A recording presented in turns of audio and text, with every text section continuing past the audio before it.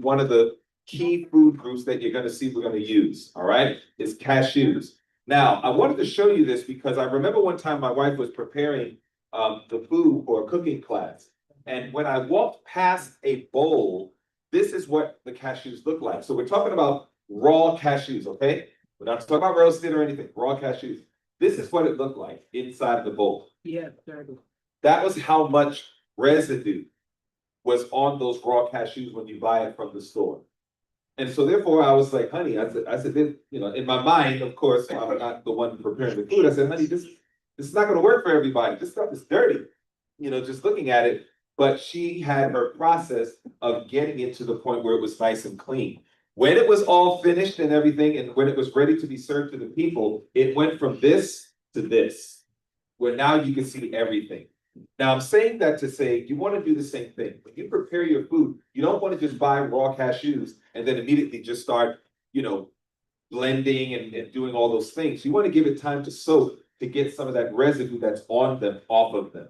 So that way you can make sure you're really getting just the pure product with no quote unquote negative additives to it. All right. So make sure that you soak your nuts, especially when you're trying to blend and depending on the blender. How many of you use blenders like these? High powered, you know, Vitamix, Blendtec, good. Not everybody has high powered blenders because they do cost more. And so in the event that you do have a blender that's not high powered, that's another motivation to soak your nuts. So that way, if you soak them overnight, then they're going to be nice and soft. So that way, when you blend it the next day, you can do it even in a common, maybe Sunbeam blender that you might get from Walmart or something like that. All right. So that's the thing to consider. So I'm. You get raw cashews, I love cashews, I don't think I never had raw. You never had raw cashews. Okay. Probably, oh, local to here, you can get raw cashews from Walmart. Yep. Is that Costco's, you said? Yeah. Yep, Costco's as well. You know, we try to make sure that whatever food groups we're preparing are things that are fairly accessible for each and every one of you, okay? Some things you might get through an Amazon ever so often. Like when we go over your dessert, I think that might include some Amazon purchases or at least Whole Foods. Right, the Sprouts. Yeah, Sprouts or Whole Foods, so you might get those things from a distance. But for the most part, these are things you can get locally, all right? Next, yes, So soaking these is to get rid of the tannins? yes, correct. Yep, yes, You said soak overnight, Yes. they have to soak that long. yeah. I soak them overnight. However, if you don't have time, I'll like boil water and let it sit there for like 10 minutes. And just really wash it off, because it just, it's better than nothing, but yeah. Yep. Now, the next recipe we're gonna do is we want to go ahead and talk about dressing. One of the things that we want to encourage a lot of people to do is eat more salad. A lot of individuals don't get in enough salad. Typically, when you go to a restaurant, you see these little bowls, and it's those little bowls of salad, and that's it. But you know, we need a lot more than that if we're really trying to take charge of our health and provide our bodies with the level of nutrients that we need. And so because of that, we're talking about a larger portion. You know, for my wife and I, we can easily eat, you know, our salads are very large portions, almost like a full plate's worth or a large bowl's worth of salad. And that way you're getting in a lot of those nutrients. But you need a dressing. Now, most of us are using dressing like Italian, French, you know, Caesar, things of that nature. Outside of the dairy, which can be a challenge as well, we talked a little bit about that. One of the things that almost all of our store-bought dressings have is something called vinegar, okay? Yep. And when we take our vinegar in, vinegar, there's, you know, little bits of debates on this. You know, some people say vinegar is good for us, some say it isn't. One of the things we know for sure is that vinegar is a very fermented product. It's acidic acid. So there's a lot of breaking down of that product before we ingest it. One of the things that many scientists have found, Dr. George Pamplona, who put together the book series, the Encyclopedia of Foods and the Healing Power, Dr. Pamplona discovered that the more that individuals were consuming vinegar in their system or vinegar-based products, there were a few negative impacts. Number one, the first impact was that vinegar is so acidic that it actually eats away at the mucosous lining of your stomach and can actually cause gastritis. That is a very serious problem. Gastritis over many, many years can turn into much, much more complicated issues. And so that was one issue with vinegar. The second issue with vinegar is that if you're taking in vinegar at large amounts, it can also cause hemolysis, which is the breaking down of your red blood cells. And it can actually contribute to anemia. So if there were any individuals who were battling with anemia, we would let them know to say, hey, let's start pulling back on that vinegar intake, because that's not going to help you. It's going to sooner cause harm. And then another one that I thought is not only found in science, but it was in the Bible.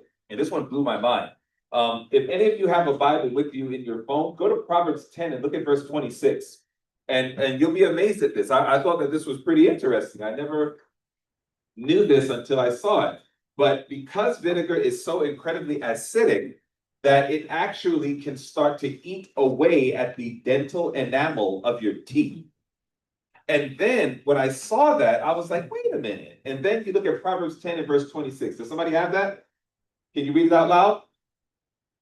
Vinegar to the teeth, and has smoke to the eyes, so is the sluggard with them that send him.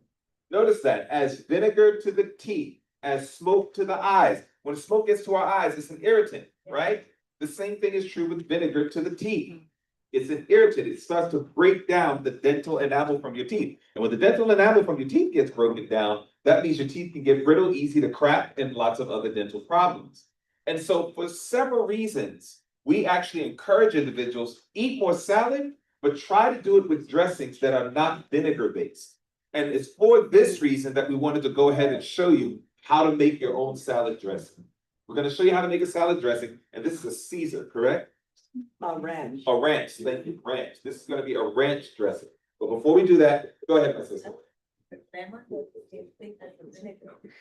The lemon can do the same as vinegar with the dental enamel if it's in high amounts, but not with the mucosous lining of the stomach, not with the hemolysis as far as the breaking down of the red blood cells, no. But as far as the teeth, yes, you do need to be mindful of that. As far as, lemon, if you drink lemon water in the morning or something like that, you probably want to brush or wash out a little bit afterwards. Because yes, it can affect the dental enamel. Good question. All right, so at this time, Alexandra's just going to walk us through how to make our ranch dressing. Okay, so here's another kind of tofu. This is a non-refrigerated tofu. Usually you'll find it in the Asian section at the store. You will not find this at Food Lion or Walmart. I had to go to Sprouts to get this. I mean, Whole Foods, but Sprouts too, they both carry it. So you can order it online if you like the recipe. But this calls for a whole block, and these are a lot more silky than the refrigerated kinds. So this is a silken one. They have a firm one, but usually use these for puddings or desserts, things like that, or dressing sauces.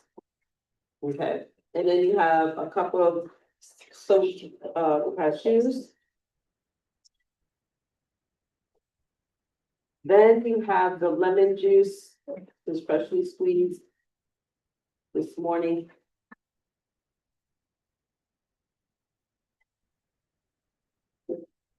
And then about a cup of agave, sorry, not a cup, a tablespoon,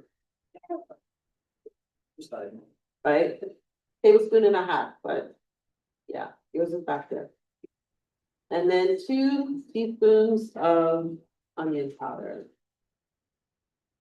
So there's 3 parts to the recipe. I just did the second part. The first part is, you're gonna see ranch seasoning. So these are all the seasonings that you have listed there, the onion powder, celery salt, parsley flakes, poppy seed, dill weed, garlic powder, sweet basil, salt. I did not add sugar to this because I got the agave here. So this is a mayo. It is not Hellmann's. I can't see, let me see.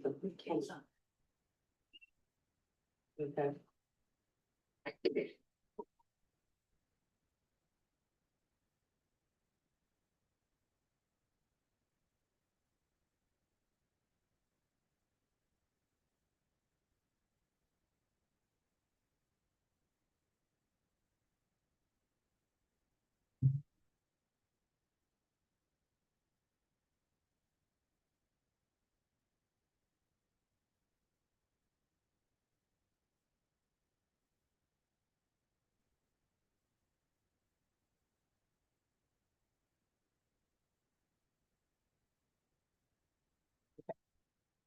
Now, it's pretty thick.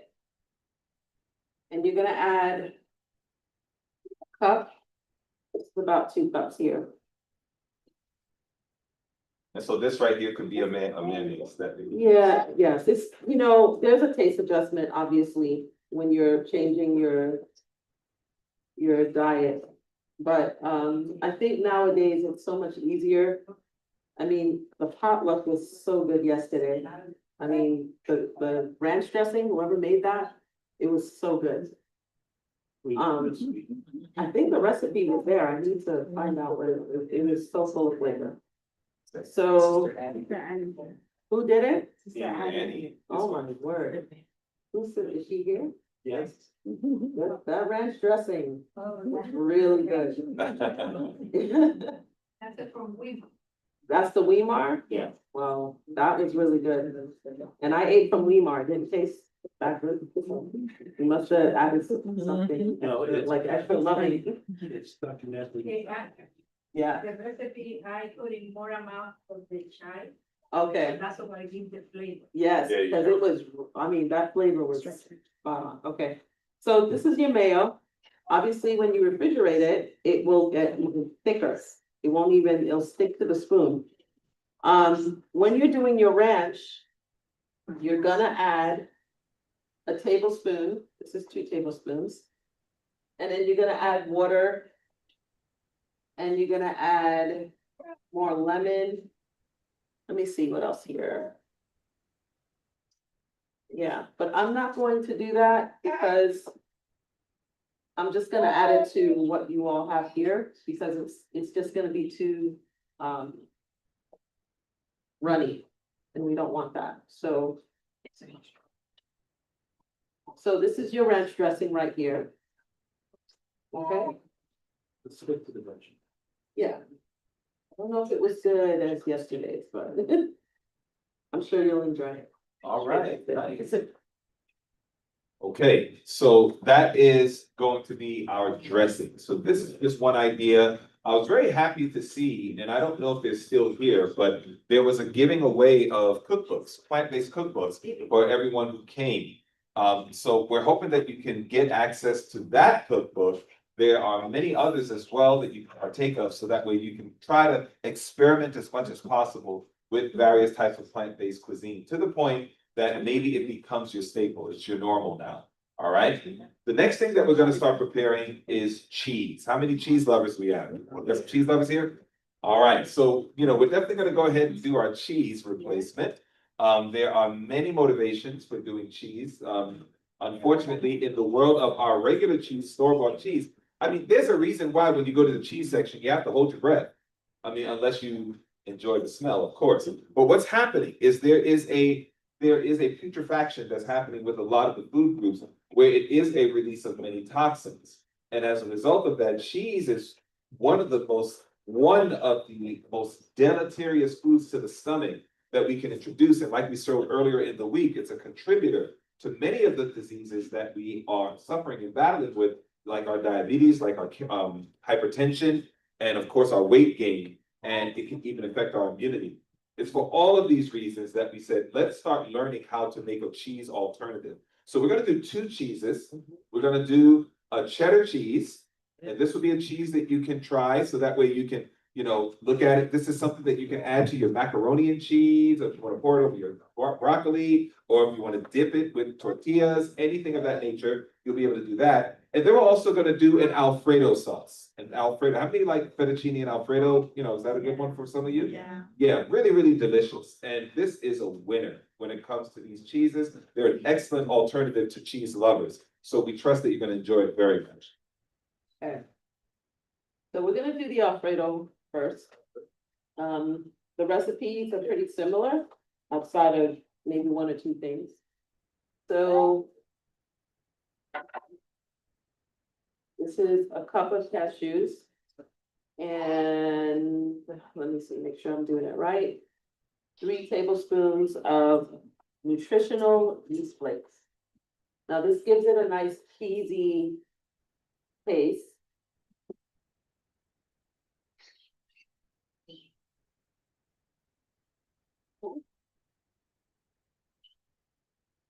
Then you're gonna do your onion powder, your garlic powder, and your salt.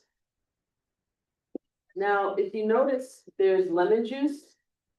That gives it a nice tangy, taste. I omit mine because I find for me personally that it has more flavor.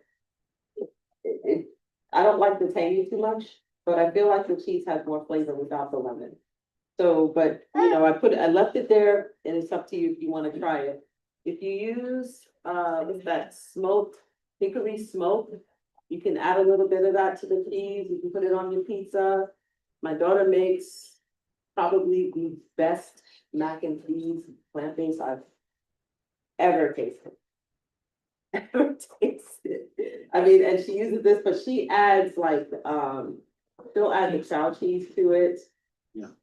And I think she puts like a creamer, but it is so good. So you can put it over your broccoli, like, oh, we're talking about the Alfredo.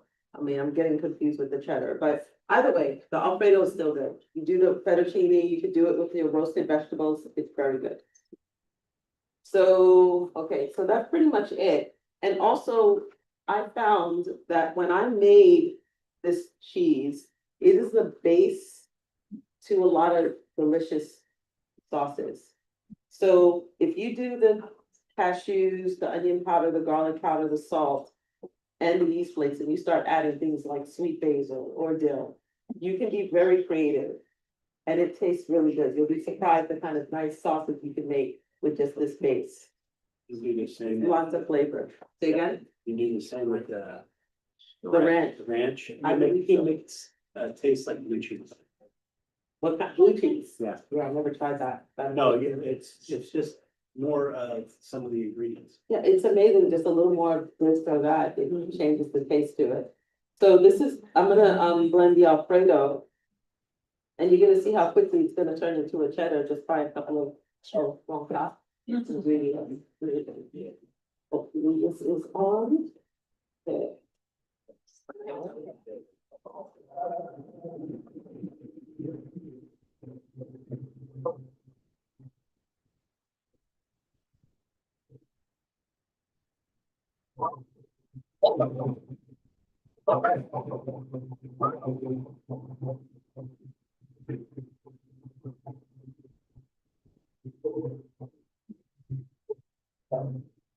Because I added special lip, a small amount, but essentially it's a white cream, but it'll be nice and thick and creamy, and there won't be any bits to it when you taste it. But I just want you all to get the idea. So same thing with this recipe, except I'm gonna add a little bit more yeast flakes to it. And I have the exact measurements on your sheet, but we're gonna do the cashew, the cheddar cheese now. And we're adding more yeast flakes. And this is the thing here, I use pimentos. And I typically look for the ones that just have sweet red pepper, water, and sea salt. Some of them have vinegar, so you wanna check the labels of the pimentos that you see. I got this at Walmart. Did I get this at Walmart? Yeah. Okay, I think so. There's like 3 spots. Yeah. So nevertheless, this gives it a lot of flavor. If you add fresh red peppers, it becomes a raw dish. And the darker the pepper, the more flavor the cheese. So I'm gonna add the fresh red. Oops. Let's see, hopefully, yep. Don't have a lot of nuts in there, but.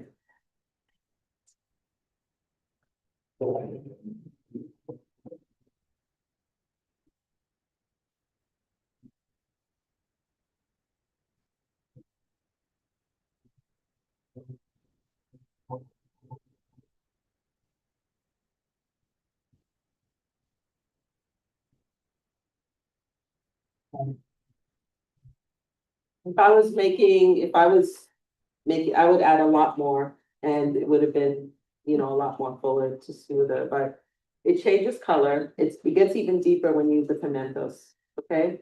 So that's the cheddar cheese and we have it set there for you already.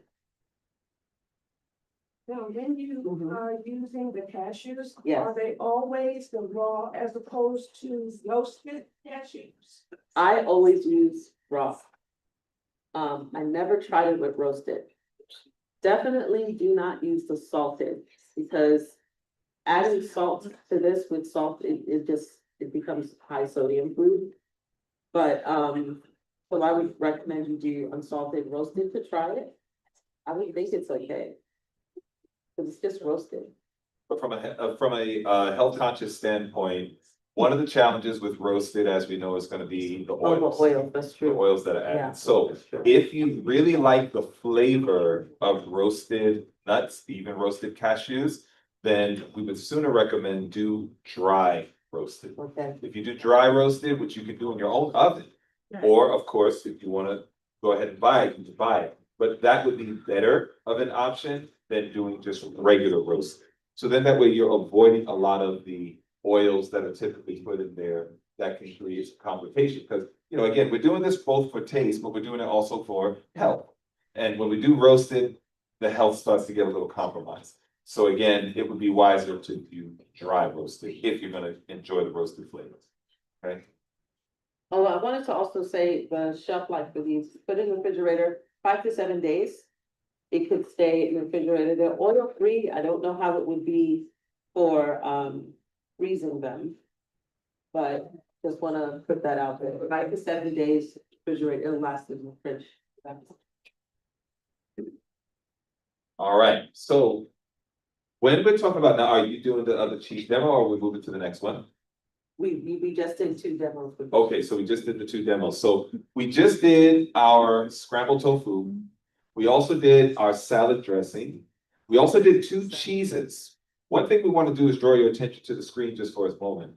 When we're talking about nutrition, there are basically 4 things you always want to look for on your plate. When you eat a meal, when you have a meal, you're looking for 4 basic things on your plate. You're looking for complex carbohydrates, you're looking for proteins, you're looking for fats, and you're looking for your vitamins and minerals. Whenever you eat a meal, like anytime that I'm having a meal, I'm always looking for those groups in my meal. Like, where are my complex carbs? Where are my proteins? Where are my fats? Where are my vitamins and minerals? You can obviously get them from a lot of different sources. I mean, there's lots and lots and lots out there that you can get them from. But the key is that when we're thinking about getting in our daily amount of nutrients, especially through our food, this is a good gauge that you can use. Where are my complex carbs? Where are my proteins? Where are my fats? Where are my vitamins and minerals? I mean, a lot of people who do one thing really good, but they neglect their bodies on other areas. They might do really great on vitamins and minerals, but they're probably lacking in some complex carbs, or the list goes on. So you want to try to keep it balanced. Everything is about balance, all right? When we're talking about our complex carbs, this is where you're really going to get a lot to your energy sources, you know, to keep yourself nice and fired up, energetic, to accomplish the day's tasks that are ahead of you. And when you think about that, there are several benefits, like whole grains are good or excellent sources of fiber, which we really need. If any of you are battling with constipation, if the belly is bulging a good bit, things of that nature, all of these can be signs we're not getting enough fiber in our system. And therefore, we might have to look more closely at the food groups that we're ingesting on a regular basis. But one of the key things with complex carbs is going to be the fiber. Dietary fiber from whole grains as part of an overall healthy diet. They help improve blood cholesterol levels for those of us who are having any challenges with our blood cholesterol. Lower our risk of heart disease, stroke, obesity, and yes, of course, type 2 diabetes, because whole grains, they break down slower, right? Now, the good news is that dietary fiber can make you feel full, so you eat fewer calories. You know, that's another thing is, for those of us who are trying to lose weight, the more that we're eating the right foods, it will help us get that satiation, that feeling of like, you know what, I'm okay, I don't need to eat anymore, I'm satisfied. Whenever you eat a grain, always remember this, there are 3 parts to a whole grain. There's the endosperm, there is the bran, and there's the germ. You gotta make sure that whatever food groups you're eating, you wanna make sure it has all 3, all 3. With a lot of our white rice, white bread, white pasta, things of that nature, you're gonna find that they're especially lacking in the world of our bran. They're not gonna have a lot of that fiber content. And that's where it's gonna become complicated. And so again, I was walking through one of your aisles in one of your grocery stores out here, and I was in wonder that they still sell Wonder Bread. I was like, get out of town. I mean, I remember when I ate that thing at 5 years old, and I was like, Wonder Bread still sells.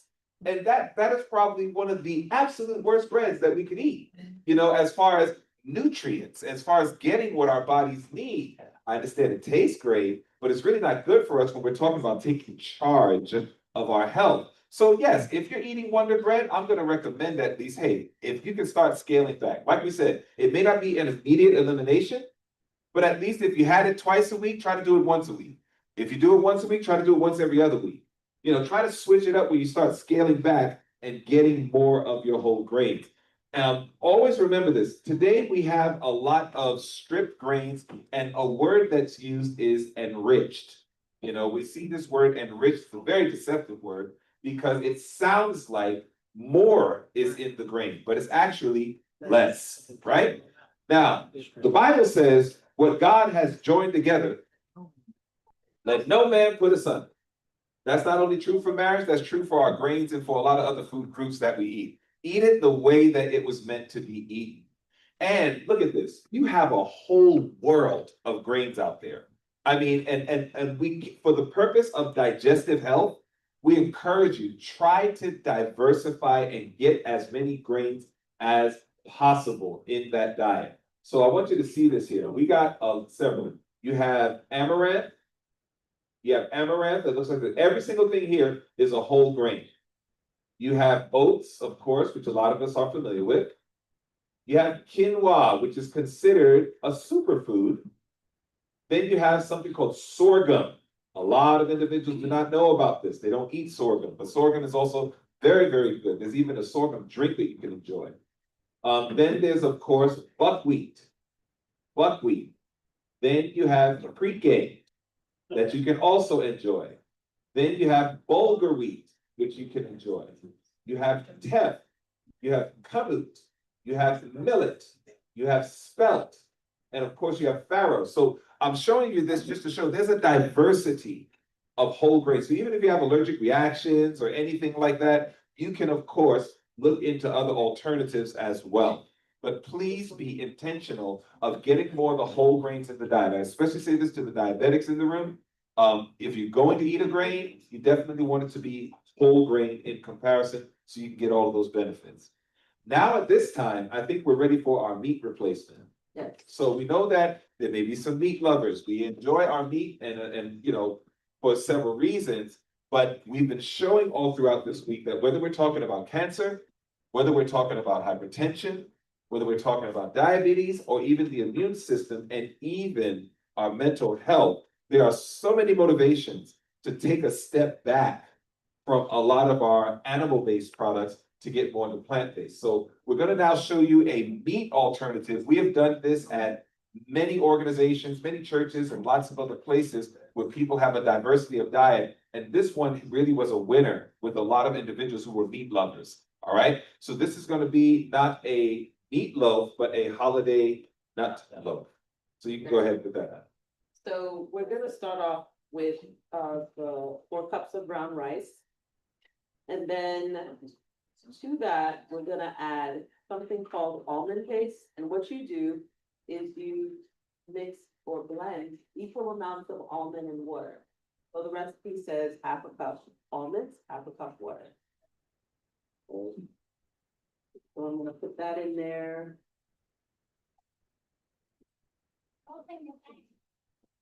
The bag is open. Open. Yeah.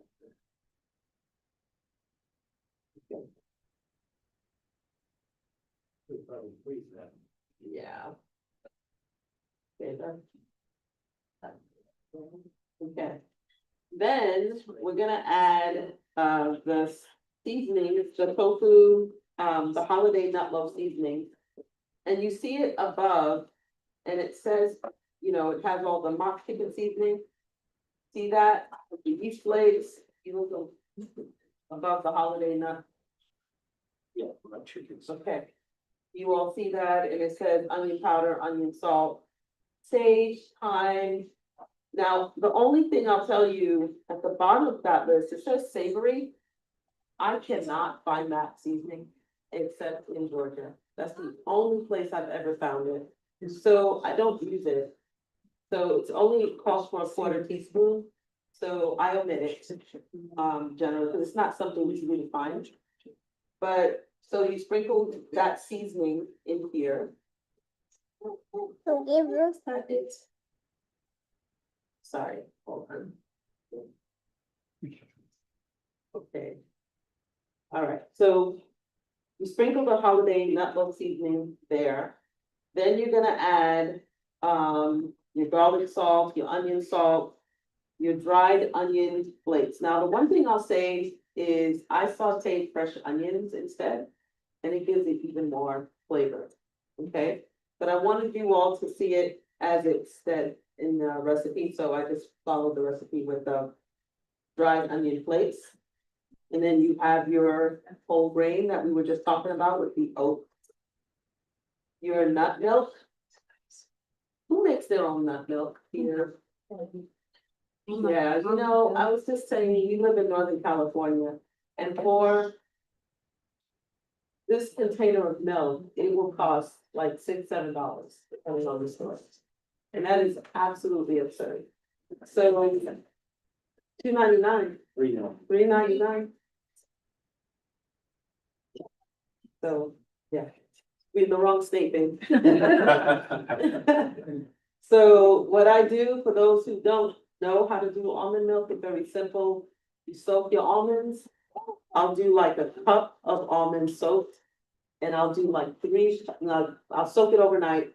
Next day, they say you could do 4 cups of water to every cup of almond, but I usually do 3 because I like mine a little creamier. And you blend it in a Vitamix blender, and you can add a little salt. I don't, and I just strain it.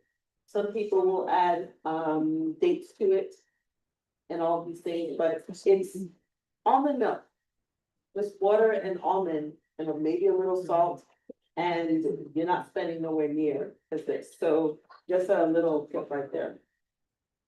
Okay, so we did the onions. Oh, I didn't do the ground nuts.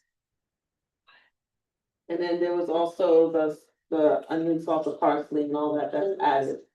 So what you're gonna do is oh, where's the tofu? There you go. Regular block of firm tofu. And you're just gonna mash it up. Say again?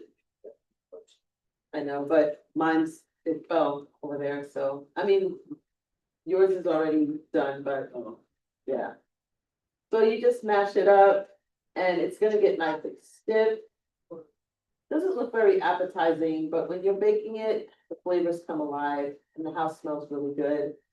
Especially if you do the fresh onions and you saute those and you add that in here. It's really good. And as you can see, I mean, I'm not doing it long enough, but eventually, if you let it sit, you can even make little nut balls. Now, does this taste like a regular nut loaf? No. I mean, sorry, meatloaf, no. But when you think about what's in it, and why we're making these changes, it should motivate us to try to, ask God to help us change our taste buds. Because it can, because my dad was a chef. We eat meat, chicken, and all sorts of things. And for me today, the way I eat here, it's, it was a transition, but you get used to it. You get used to it. So you bake this for 375 for 1 hour in a 9x13. That recipe will fit a 9x13 dish. I think that's lasagna size. Okay, not this. This is like half the recipe. I just did it for demonstration purposes. But when you follow that, it's a lot more. Okay? All right, fantastic. So now we have ourselves, so these are the things that we've covered thus far. We've covered our scrambled egg replacement, which is just scrambled tofu. We also looked at a dressing that we could do without vinegar, which was obviously our ranch dressing. Then we looked at 2 cheese alternatives because a lot of people out there are cheese lovers. So we had a cheddar cheese made and also an Alfredo. And then, of course, we know a lot of us enjoy meat, and therefore we made a meat replacement as well. The last thing we're gonna go ahead and demonstrate for today is a dessert. Because what is a meal without a nice dessert? And I'm glad that we can still enjoy some things that are sweet. And so before we go ahead and do that, we're gonna draw our attention to the screen one more time, just for a little bit of education. When we talk about our vitamins and our minerals, you know, this is gonna be very huge, and we're largely gonna get this from our fruit and our vegetable intake, okay? There's a lot of benefits that comes from consuming fruits and vegetables. The more that we get in more fruit, get in more vegetables. For an average adult, you want to get about 2 to 3 servings of fruit. You want to get about 2 servings or 3 servings of vegetables per day. And when you think about that, this is what is called a raw food pyramid. This is just to kind of give you an idea of what is it that we can eat generously of, you know, versus some things we might be more sparing. So as an example here, when we get to the world of our leafy greens, you can eat this generously. We need to get more green food. It's one of the food groups that we don't enjoy enough. Our bodies don't get enough of is green food. And then, of course, we have, you know, a diversity of foods where it basically hits the rainbow. And that way you can get a lot of different fruits and veggies in of various colors, which of course is also loaded with lots and lots of nutrients. When we get to our nuts and our seeds, we're going to eat these more moderately. We're not going to eat them in super high quantities, but we still can enjoy them. Getting in our sprouts, our legumes, very important. Getting in our nuts and our seeds. Then you got things that are like medicinal foods. We eat these more sparingly, like, you know, your cold pressed oils, things like what my wife has been showing you, nutritional yeast, things of that nature. Those are things that we eat even more sparingly. Now, when we look at all of this, again, the science is clear as day. Leafy greens, including spinach, kale, beet greens, arugula, endives, colored, watercress, lettuce. These are the things that are of the healthiest amount of foods that we can eat. And so that's again why we encourage large salads. If you're going to cook your greens, try to have a good portion, quarter plate. Some people even do a little more. They might do half a plate worth of cooked greens and what have you. Don't get enough of those. That's another reason why our bodies struggle so hard to stay healthy. One of the big things we talk about with phytonutrients, you know, plant nutrients, is sometimes you really have to consider this. When we're talking about our phytonutrients, you know, again, basically plant nutrients, the more that we get in antioxidants, that's your berries. You know, for those of us who have certain diseases that run in our family that can affect even our immune systems, we want to encourage you to get in a lot of antioxidants, your blueberries, strawberries, blackberries, things of that nature, very high in antioxidants. And when you're going to eat more of that, you want to think about organic. As I talked about this earlier in the week, you do want to think about getting more organic food in. How many of you are familiar with the term dirty dozen? How many of you are familiar with the dirty dozen? All right. When we talk about the dirty dozen, these are the food groups. I'm going to put my magnifying glass on this for those of you sitting in the back. When you see dirty dozen, what those are in the world of conventional food, meaning non-organic. These are the food groups that have the highest amount of pesticides. So the dirty dozen is what you want to really try to avoid as much as possible. So let's talk about what the dirty dozen is. Strawberries, spinach, kale, nectarines, apples, grapes, peaches, cherries, pears, tomatoes, celery, potatoes.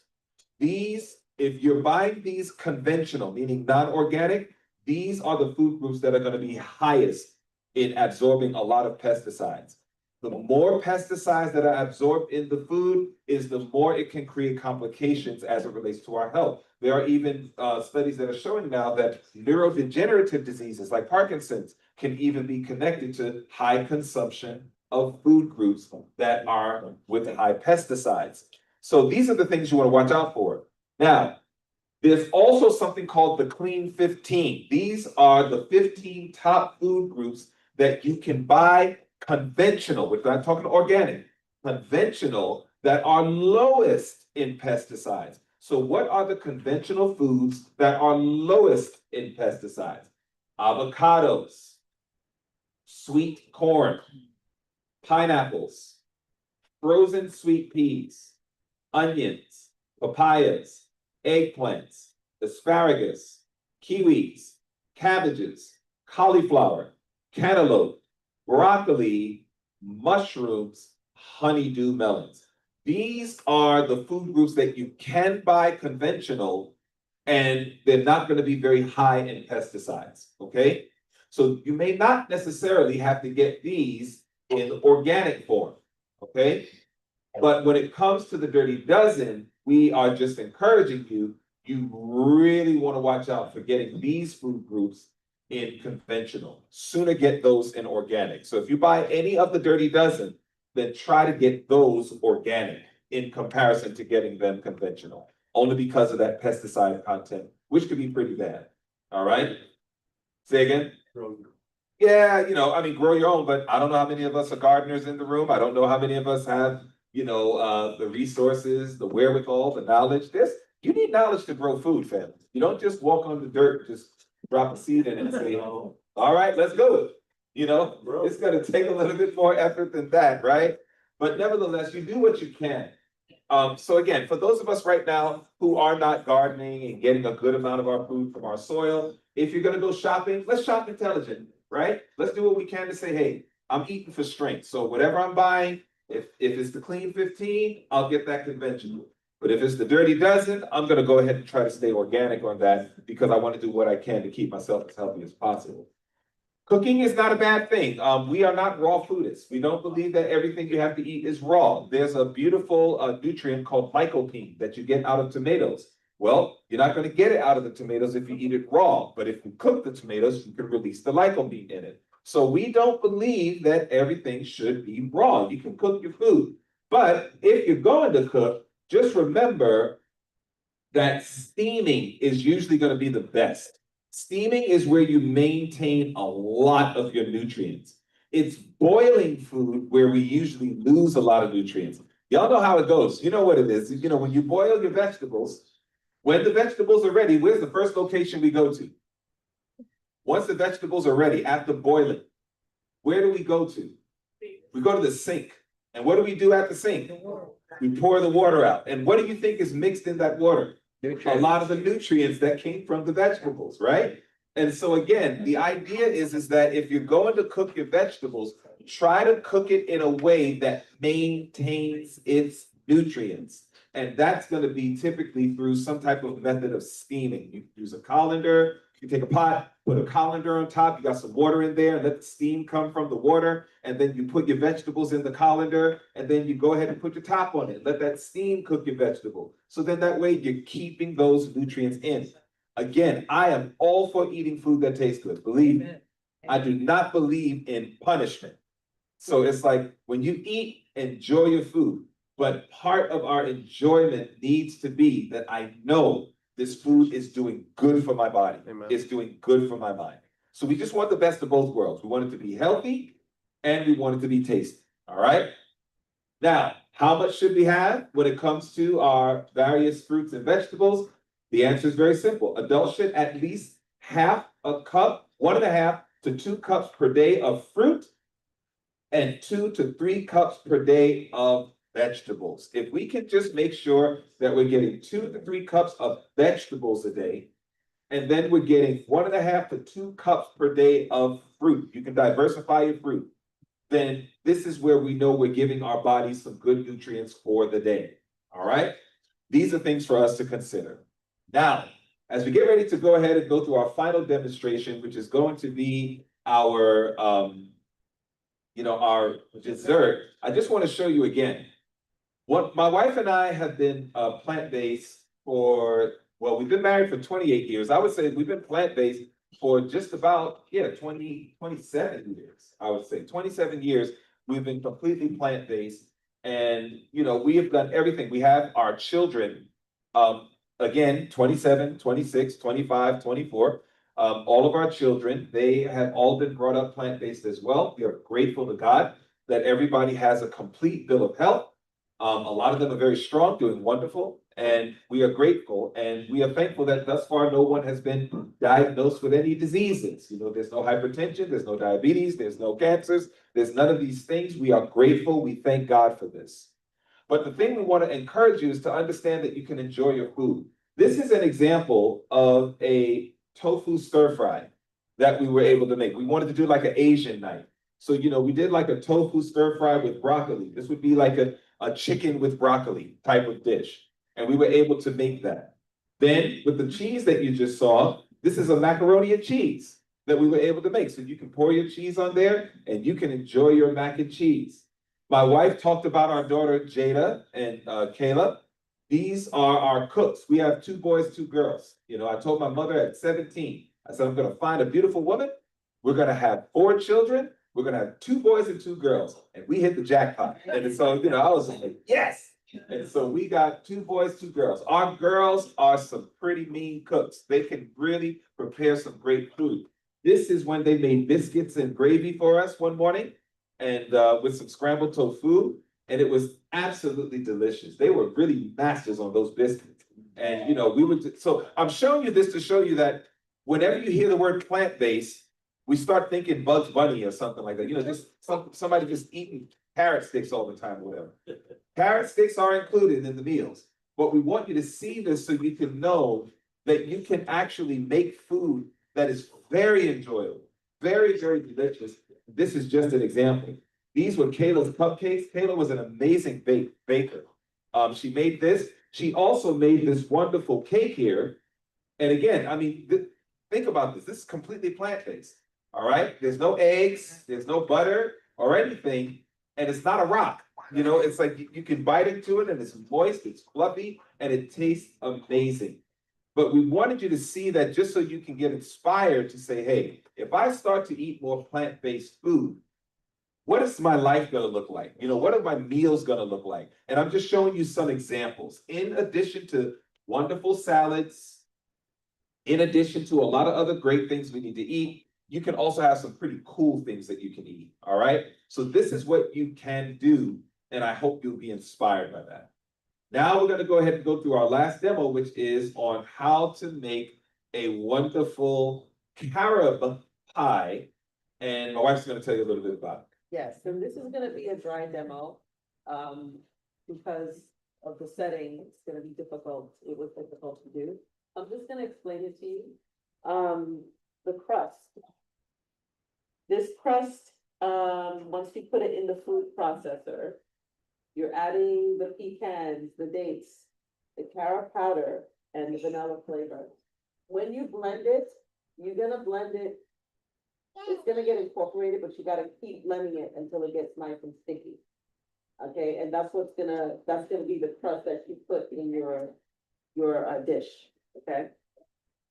It's gonna be kind of like a Oreo.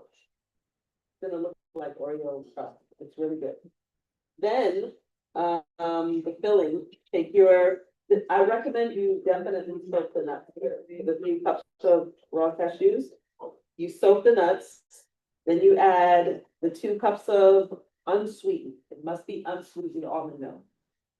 Okay, and then you got the vanilla flavor, just add it according to the list, 1/2 cup of carob powder and 1 cup of coconut sugar. I got this from Walmart.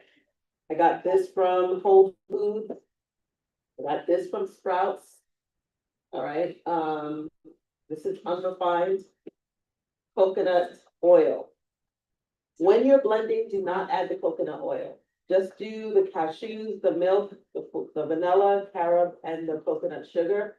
It has to be coconut sugar. If you use cane sugar, it's not gonna have the same taste. Okay, so when you're blending it, it gets nicely incorporated in the blender. While it's blending, you have your melted coconut oil and you pour it in very slowly. As it blends, you just pour it in and it's gonna get nice and creamy.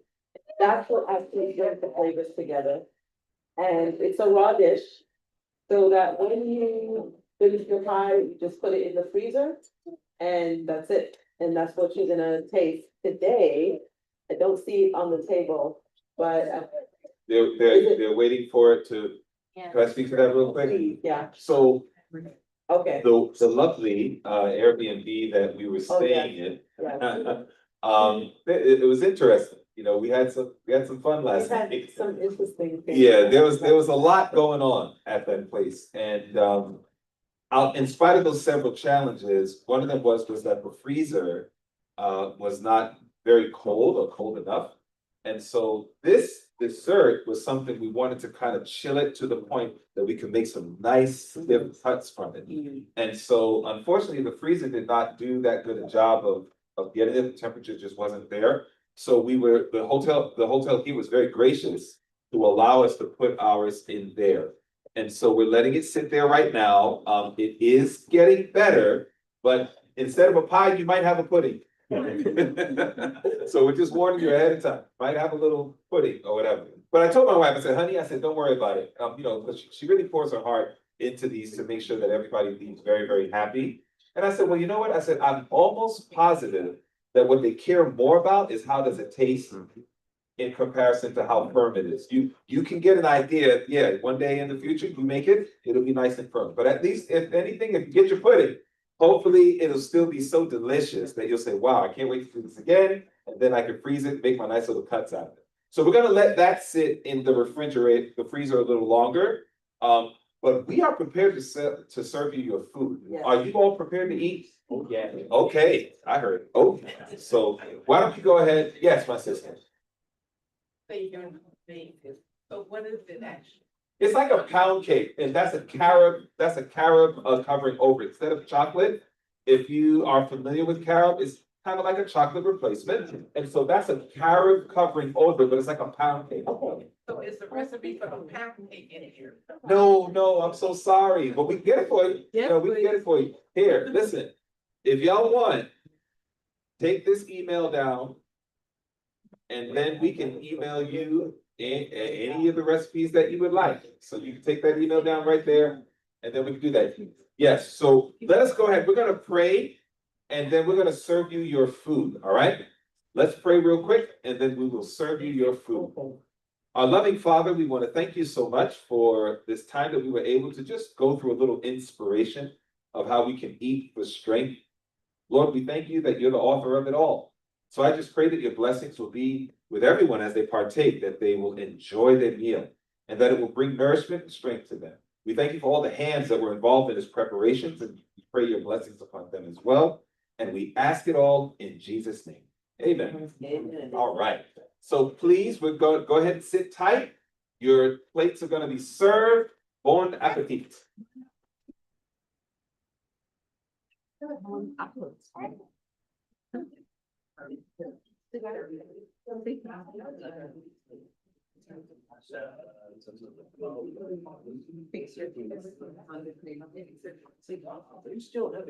Bible studies in. Pardon? So you get some Bible study. Oh, no, that was following along the text. You Oh, mentioned the vinegar. Yeah. okay. Yeah.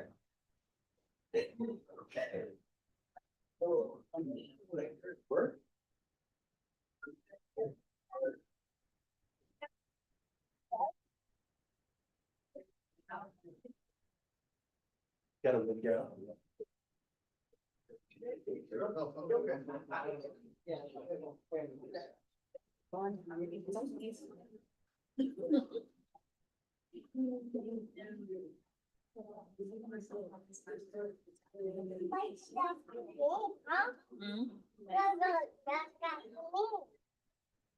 Yeah, I think this is there, so, yeah, I'll take her about it.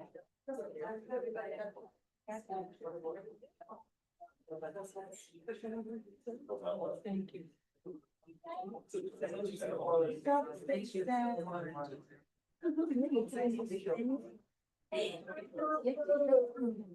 Matter of fact, why don't we-